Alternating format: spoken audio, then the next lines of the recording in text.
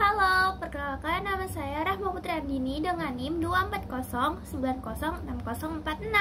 Kali ini saya ingin mengajak kalian untuk berbicara tentang sesuatu yang sangat dekat dengan kehidupan kita sebagai warga negara loh, yaitu tentang budaya politik dan budaya hukum yang ada di Indonesia.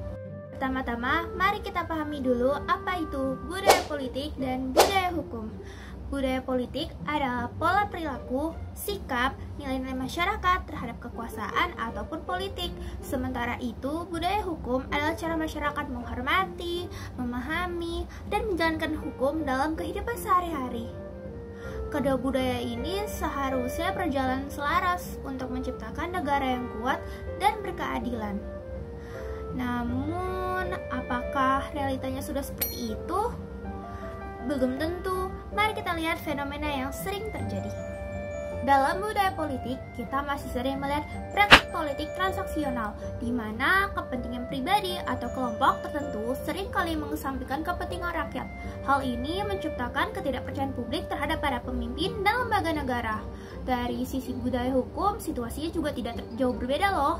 Di Indonesia, kita masih menghadapi persoalan ketidakadilan dalam penegakan hukum. Hukum seringkali tajam ke bawah tapi tumpul ke atas. Akhirnya masyarakat menjadi skeptis terhadap keadilan dan fungsi hukum sebagai pelindung hak-hak rakyat. Salah satu contoh nyata dari hubungan budaya politik dan budaya hukum ini adalah dalam pengambilan kebijakan-kebijakan penting seperti revisi undang-undang. Misalnya dalam kasus revisi undang-undang KPK pada tahun 2019. Masyarakat, terutama mahasiswa, menolak revisi tersebut karena dianggap melemahkan KPK. Respon dari para pembuat kebijakan justru menunjukkan minimnya partisipasi publik dalam proses pengambilan keputusan. Bukannya mengedepankan dialog atau mendengarkan aspirasi rakyat, mereka justru terlihat abai terhadap gelombang penolakan yang masif. Sikap ini mencerminkan lemahnya budaya politik yang seharusnya mendengarkan, menghormati, dan menjadikan suara rakyat sebagai landasan utama dalam setiap kebijakan yang diambil. Alih-alih memupuk kepercayaan publik, respon tersebut malah memperlihatkan jarak yang semakin lebar antara pembuat kebijakan dan masyarakat.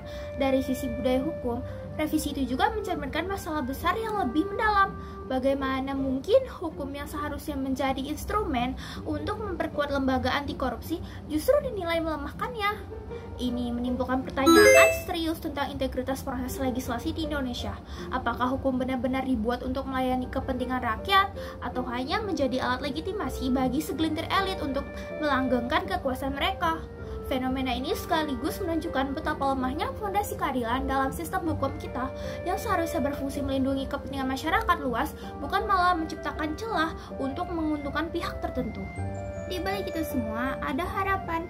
Demonstrasi besar-besaran yang dilakukan mahasiswa pada tahun 2019 menunjukkan bahwa masyarakat, terutama generasi muda, tidak tinggal diam.